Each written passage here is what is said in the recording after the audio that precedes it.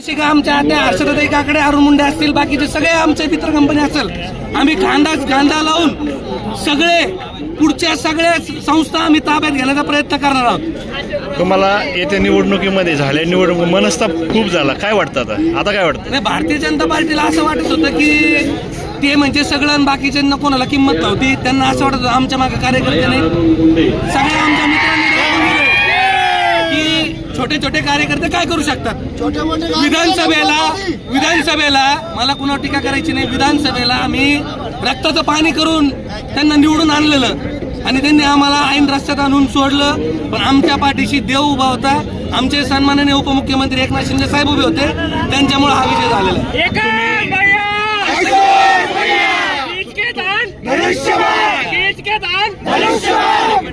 तुम्ही आज भाजप शहरामधून जवळजवळ हद्दपार केलंय.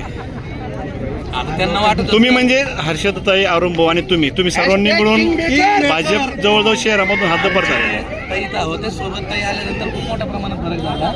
सगळ्यात महत्वाचा विषय असा की आमचे मार्गदर्शक अनिल शिंदे, सचिन जाधव, दिलीपदादा सातपुते, बाबूशेठ टायरवाले, त्यासोबत हर्षदाताई आहेत, अरुण भाऊ आहेत. सगळे आमची जी छोटी छोटी फौज होती, जे स्वतःला बलाढ्य समजत होते, त्यांचं आज हरण झालेलं आहे.